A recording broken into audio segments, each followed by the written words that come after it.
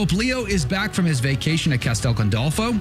And, boy, we've all been waiting. What's going to happen after he gets back? We're all helped by the fact that none of us know what the synodal way is. And we were told to shut up, sit down, and keep putting money in the basket. Are we hoping for at least those days to come to an end? The people who are paying to the Vatican now are the Americans. And interesting. This is very much resented by the Italians, who see the Vatican as an Italian sort of place, where the Italian way of doing things is how things are run. And the Americans want to get rid of the Italian way of doing things. And the vested interests in the Vatican are very strong, and they're very well dug in.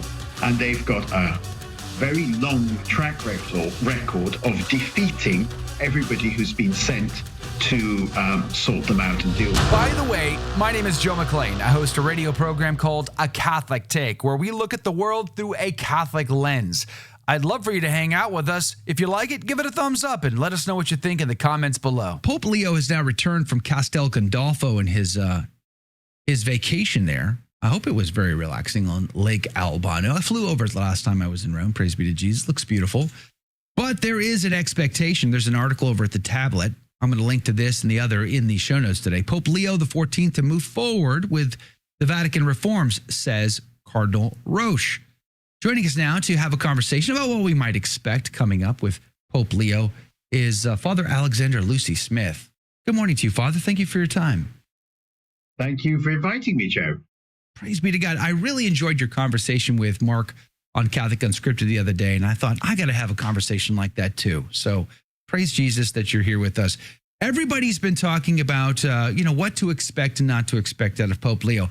I think it, and I'd like to get your take on this. I think we're all still trying to figure out what kind of man he is, what kind of Pope he is. How are you seeing it?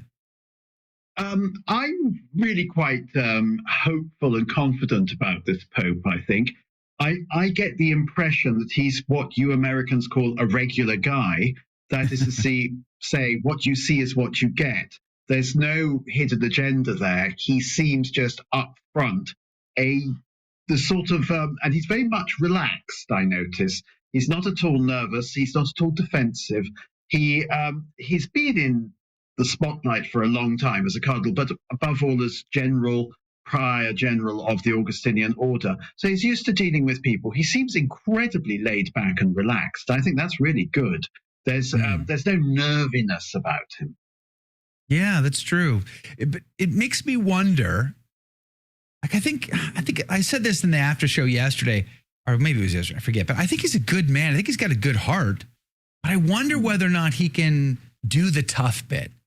Can he stand up to those characters that are going to be in his circle that have strong personalities, let alone people like Bibi Netanyahu or Donald Trump or you name the name? There's some strong personalities that he has to contend with. Can he go toe-to-toe with those folks? Yes, I very much hope so. I would imagine that when he was the prior general of the Augustinians, he had to deal with some very difficult people and some very difficult situations, as any superior of religious order would have to do. Now, what you're really asking there is, how is he going to deal with the vested interests? And the vested interests in the Vatican are very strong, and they're very well dug in, and they've got a very long track record of defeating everybody who's been sent to sort them out and deal with them. And these vested interests are, for example, the people who control the Vatican Bank, the people who control the Secretariat of State, and above all, the people who control APSA, which is essentially the administration of the Vatican's properties, of its wealth, which is largely in properties that can't be moved. There are also quite a lot of very important fiefdoms in the Vatican that nobody's been able to interfere with for a very long time. One such, you might be interested to know, is Vatican Radio, which costs a huge amount of money, and which, as far as I know, nobody, or at least nobody I've ever met, has ever listened to. And a huge amount of the Vatican income goes on to Vatican Radio. A lot of people work for Vatican Radio, and many people in the Vatican think Vatican Radio is really, really important. In fact, many people outside the Vatican would consider it to be a waste of money. Now, what has happened, it seems to me, and this is only speculation because the Vatican never tells you anything, it's a very secretive organization. some would say, a very discreet organization. Discretion is good, secrecy, not so much, perhaps. The money coming into the Vatican, and we don't know how much money is coming into the Vatican because trying to find the accounts is very, very difficult, has been declining over the years. Now, the Vatican has quite a few sources of income which are buoyant. One thing, believe it or not, is the Vatican museums bring in a lot of money. The Vatican Post Office brings in a lot of money. Stamp collectors love those stamps. The Vatican is able to sell coins. That's great. And those things make a lot of money because the overheads are not great and the cash comes rolling in. Where the cash has been drying up is the Peter's Pence, the worldwide collection for the support of the Vatican. And of course, one of the reasons it's been drying up is because since I don't know how long, the Vatican has been, how can we say, the finances of the Vatican have not smelt good. There hasn't really been a scandal. One of the great things about a scandal is that you get sort of an explosion of muck. It's a bit like something bursting in your body, and then you begin to recover. Rather, with the Vatican scandal, we've had whispers, we've had speculation, we've had a lack of clarity, and this has allowed the whole thing to bump on for 30 years. Now, I can't remember when Roberto Calvi was found, poor man, dangling under the Blackfriars Bridge in London. But that's when the Vatican Bank and scandal started to be used in the same headlines. And that's over 30 years ago, I seem to remember. It was before I became a priest. And this has gone on and on and on. And people want the Vatican Bank, the Vatican's finances, cleaned up. We don't really know very much about the Vatican finances, but there's a huge feeling it needs to be cleaned up. Now, the people who are paying for the Vatican, and your listeners stateside will be interested to know this, used to be the Germans, the Austrians, and the Swiss who have this church tax. That has been declining very rapidly. The people who are paying for the Vatican now are the Americans. And interesting. This is very much resented by the Italians, who see the Vatican as an Italian sort of place, where the Italian way of doing things is how things are run. And the Americans want to get rid of the Italian way of doing things, and they want to have a more rational way of doing things. Don't forget, the Italian way of doing things is not even done in Italy anymore. I mean, I don't know about America, but do your offices shut for lunch? No. Yeah, absolutely. I mean, if you rang up somebody's office and said, I want to speak to so-and-so, they said, sorry, we shut for lunch between 2 p.m. and 4 p.m. The Vatican shuts for lunch. I mean, this is outrageous. It's simply silly. And then, of course, there's also the fact that the way the Vatican is run is not really good. A lot of the people who work for the Vatican get paid peanuts, but they're expected to make a lot of money on the perks. That is to say, using the Vatican commissary, this huge supermarket where you can buy a Mercedes car, which is tax-free, and you can buy caviar or even a packet of ham tax-free, and also getting a Vatican property, which is rented out to you at a peppercorn rent, so that it makes up for the fact that you're not paid very much working for the Vatican. Also, you make up not being paid very much for the Vatican with getting the glory of working for the Vatican and for the Holy Father and things like that. But you can't really go on like this. This is a 19th century way of doing things. Now, I think that Pope Leo was elected, as indeed was Pope Benedict, as indeed was the previous Holy Father, Pope Francis. He was elected with a hope and the expectation that he would overhaul the Vatican administration. Now, given that Pope Benedict was elected with this in mind, you see how long we've been waiting for an overhaul of the Vatican administration. As I said on Mark's show, so many people in the Catholic Church want to talk about doctrinal change, doctrinal reform. Nobody wants to talk about administrative reform and financial reform and financial change. Funny that, isn't it? Okay, so, but I keep going back to, if I were in charge, this would be simple. I'd stand on the balcony and I would say, hey, You're fired, and you're fired, and you're fired, and you're fired, and you're fired. Have a great day, everybody. But why don't they act in that kind of decisive way? Why is it harder than I think it is? Yeah, I mean, that's how you do it. You go in there and you say, you're all fired, and they all are given 10 minutes to pack their desks, and they're all out of the building. That's how you do it in, for example, the world of banking. That's how you do it in the City of London. Then you do it in New York, in the financial institutions of New York. In Italy, it's the Italian way of doing things. You can't fire people, the Italians tell you. You can't fire Mr. Rossi because his father worked for us, his grandfather worked for us. You know, they've been working here since 1920. You can't fire them. It's cruel. And then, of course, if you do fire people in this rather cruel way, you know, you've got 10 minutes to clear your desk. Then, of course, the newspapers pick it up and say the wicked priests in the Vatican, they have no compassion for these poor people who've slugging their guts out for the last 100 years, doing their beck and call and getting paid nothing for it and so on. The other thing is, with the very powerful people in the Vatican, when Libero Meloni was the auditor appointed by Pope Francis, he found out all sorts of things, but the person who ended up getting sacked was the auditor because the vested interests pushed back. Now, presumably, the vested interests have what we call leverage. That is to say, you can't sack me, I'm Cardinal so-and-so, and if you do try and sack me, trust me, it won't work out well for you because I know, and this is a great phrase, where all the bodies are buried. And presumably there are people with leverage in the Vatican. And also, there's also this thing, you can't sack Cardinal so-and-so because he's 85 years old and he's been here forever. And he's also connected with all these very important people in Italy. Don't you realize how upset they would be, etc.? The Italian way of doing things. The Italians have a wonderful word, which is vicino. Now, vicino means next to. It also means close to. And they say Cardinal so-and-so is vicino. And then they say, the mayor of Florence.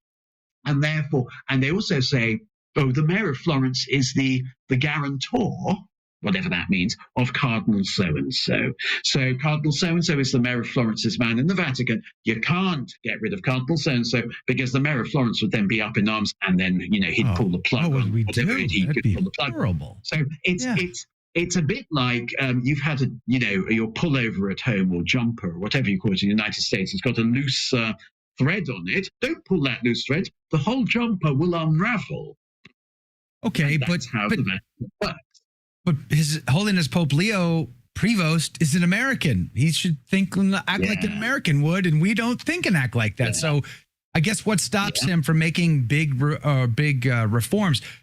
Cardinal Roche in this tablet article seems to think he's going to be moving forward with these reforms or some reforms. Cardinal Roche is saying we're expecting some reforms in the Curia, but it's not the kind that I'm going to like. I'm going to be honest with you. He says early signs are that Pope Leo is intending to continue the reforms of his predecessor. He's not speaking my love language there. I'm just going to go on.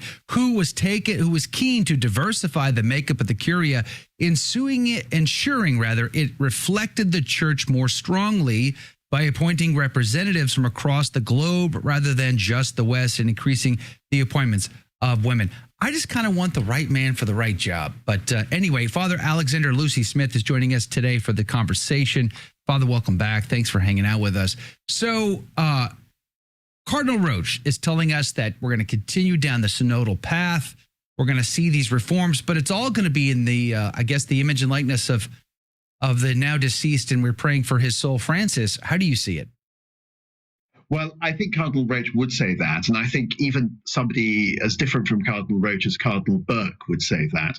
One of the things is, what it actually means is a totally different thing. One of the things is, you and I, we're Catholics, and we believe in continuity, the continuity of doctrine, the continuity of history. We believe in tradition.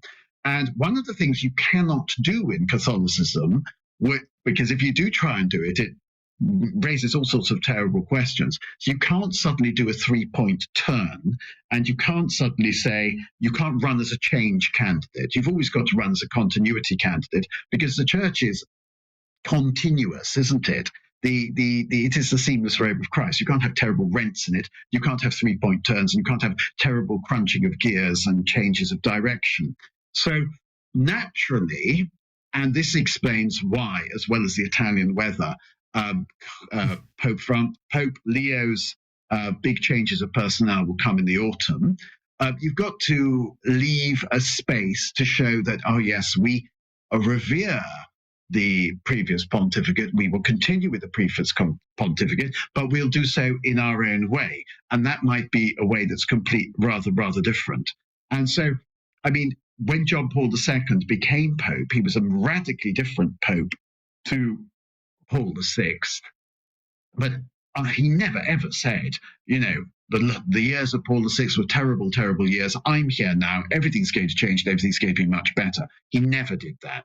And again, obviously, Benedict XVI was very much a continuity candidate, and with John Paul II. And of course, Pope Francis was a continuity candidate in a certain funny sort of way with Benedict XVI, in that he never said, the papacy of Benedict XVI was all a terrible mistake, and now we've got to change direction completely. So you're never going to get that of a pope. You might get it from a secular politician who will say things like, I am the change candidate, but you're not going to get that from a pope. I mean, it would be very, very strange if you did. Okay, so you're saying that there's subtlety here, there's nuance here. We have to be able to read these things properly. So when he talks about the synodal way, for instance, he may say, yeah, we're going to continue down the synodal path, but he doesn't mean it in the way that Francis means it. Is that how we're taking it?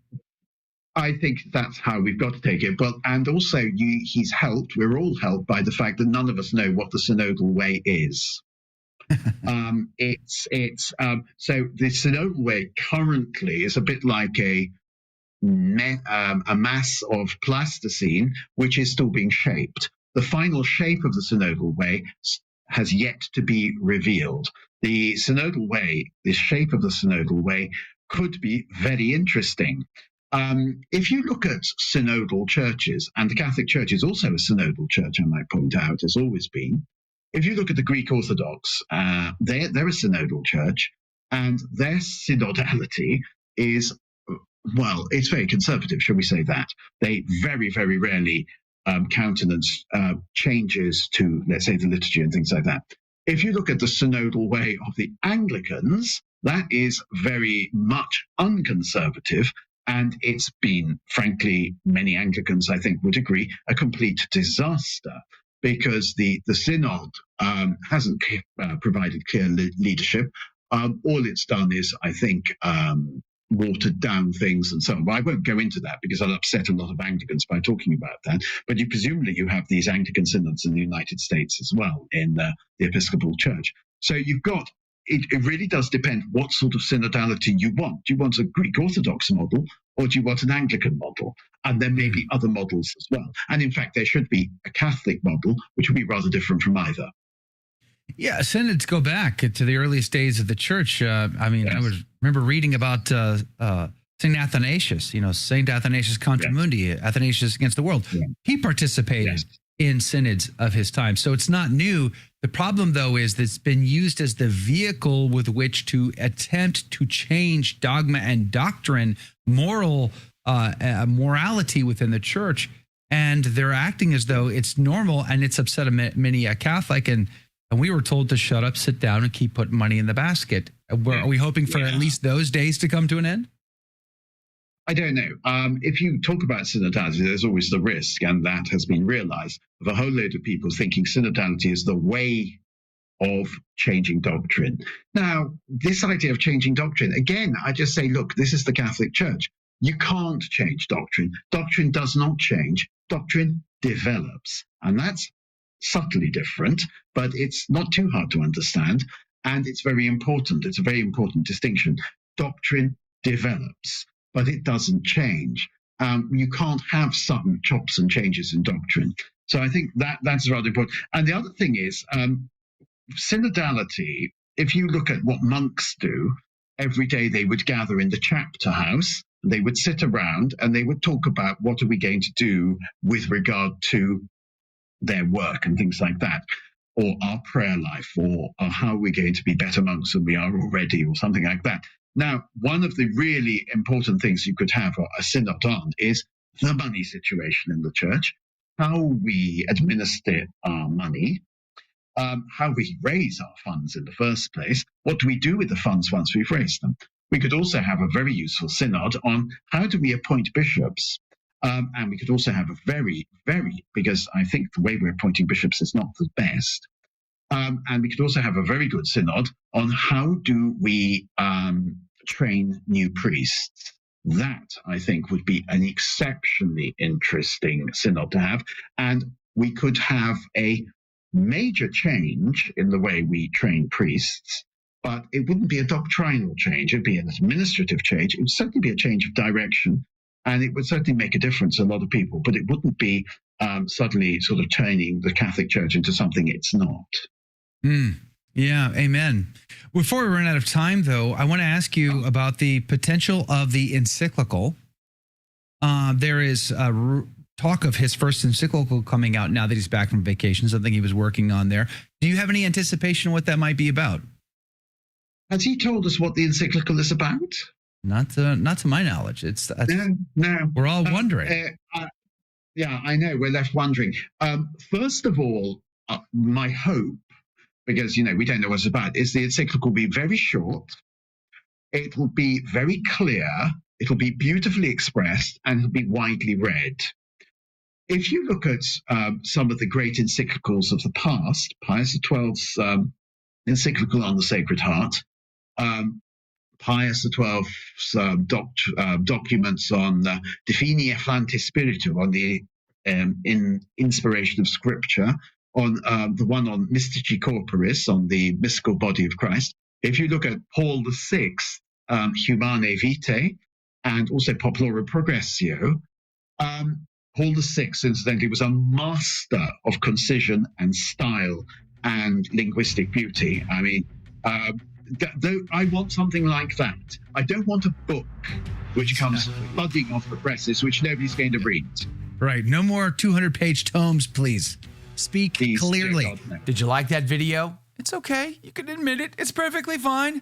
Hey, we cover the big stories of our day, from inside the church to outside the church to all points in between, and we do it from a Catholic perspective. It's called A Catholic Take. It's a radio program Monday through Friday. We live stream it right here on this channel, by the way, so make sure to subscribe, like, and share. We would be very grateful to you. And don't forget, you're going to want to watch this video right here because you don't want to miss anything.